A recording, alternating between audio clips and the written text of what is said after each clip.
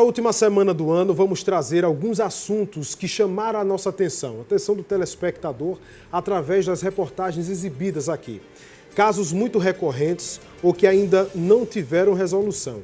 Um desses assuntos é o combate ao tráfico de drogas. E Recife tem sido vista como uma porta de saída recorrente para o tráfico de drogas nacional e internacional.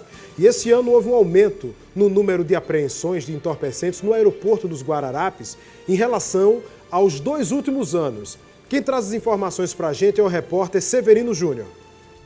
Foram 3 apreensões a mais neste ano, comparado com... Os dados são da assessoria da Polícia Federal.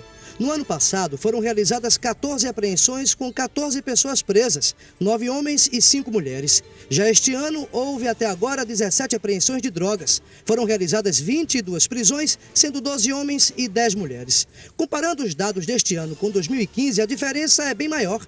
Em 2015, a Polícia Federal realizou apenas uma apreensão de cocaína e prendeu 2 mulheres. Entre os entorpecentes mais traficados estão a cocaína, o haxixe e a metafetamina. Severino Júnior para o Brasil Urgente.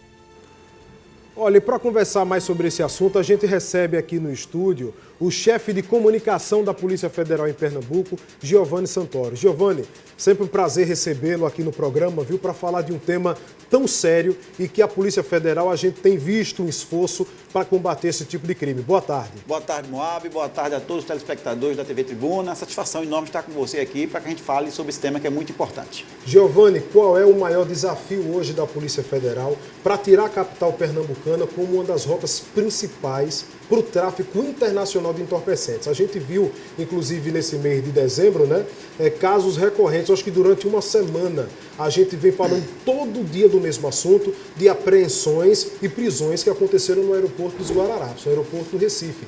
Então, o que é que a Polícia Federal tem feito para tirar a capital pernambucana desse foco do tráfico internacional?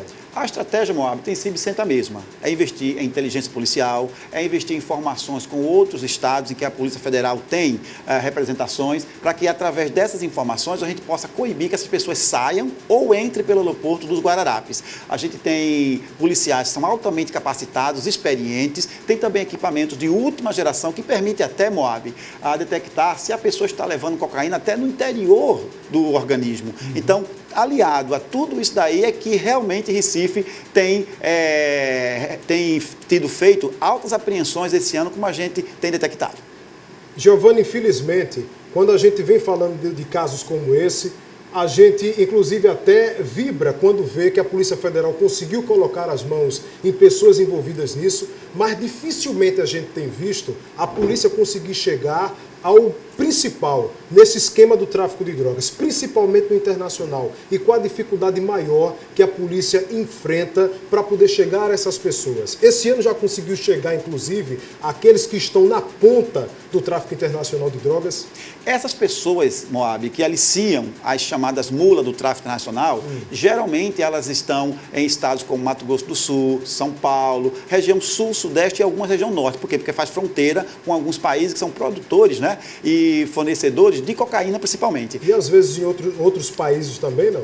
Às vezes em outros países também. Comandando de lá. Exatamente. Existem sempre brasileiros que investem no tráfico de drogas, quer seja para mandar ela para o Brasil, quer seja para trazer para o Brasil e levar principalmente para a Europa. Então, a Polícia Federal, em vários outros estados, com essas informações que são recebidas das prisões que acontecem nos aeroportos, tem desarticulado praticamente todas essas quadrilhas e principalmente as pessoas que são envolvidas em aliciar essas pessoas. Quando acontece uma prisão aqui no estado, essa prisão e a investigação não para simplesmente porque prendeu aquela pessoa que estava servindo como mula do tráfico nacional. Essas informações são encaminhadas para os estados, onde eles dão algumas informações, não todas, de quem aliciou, e aí também começa a investigação lá e a gente começa a circular essas quadrilhas. Ô Giovanni, a justificativa dessas pessoas que têm sido presas de forma recorrente, aceitando esse tipo de proposta para levar droga para fora, trazer droga para cá, tem sido a mesma ainda?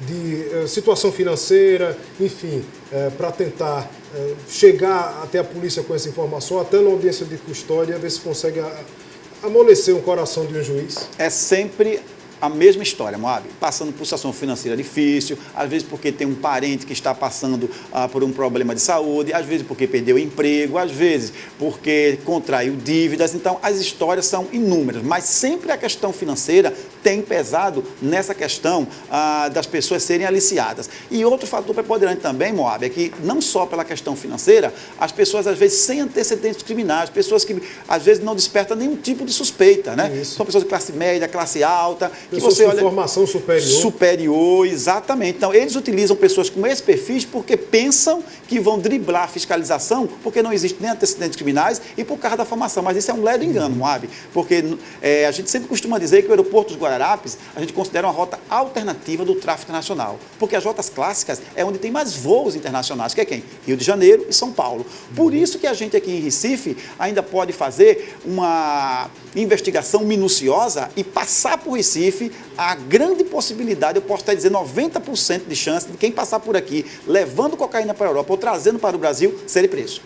Giovanni, uma questão também que tem inclusive preocupado muito a população é a questão de como a justiça entende cada caso depois da autuação em flagrante numa delegacia, quando se chega numa audiência de custódia. A gente tem aquele exemplo do casal com quase 20 quilos de cocaína, casal que foi preso nesse mês de dezembro no comecinho e que na audiência de custódia acabou sendo liberado com essa quantidade de droga toda. De alguma forma, essas liberações, de que maneira tem prejudicado um trabalho de investigação?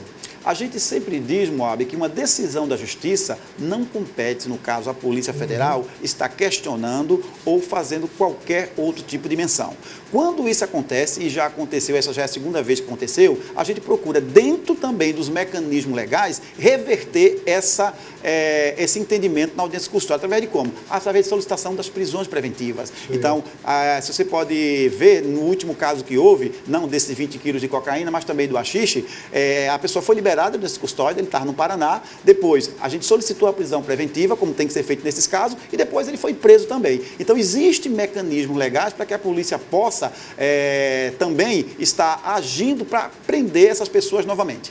E é bom que a justiça entenda e analise em cada caso, principalmente, o prejuízo que o tráfico de drogas tem causado a toda a sociedade. Estamos com um número grande de homicídios aqui em Pernambuco, a maioria desses homicídios diretamente com ligação com o tráfico de drogas. Giovanni, eu quero agradecer a sua participação aqui no programa, viu, desejá-lo um excelente 2018. Para você também, Moab, muito obrigado. Estaremos sempre à sua disposição para relatar os fatos que são inerentes à Polícia Federal aqui em nosso estado. Muito bem, conversamos com Giovanni Santoro, chefe de comunicação da Polícia Federal aqui em Pernambuco.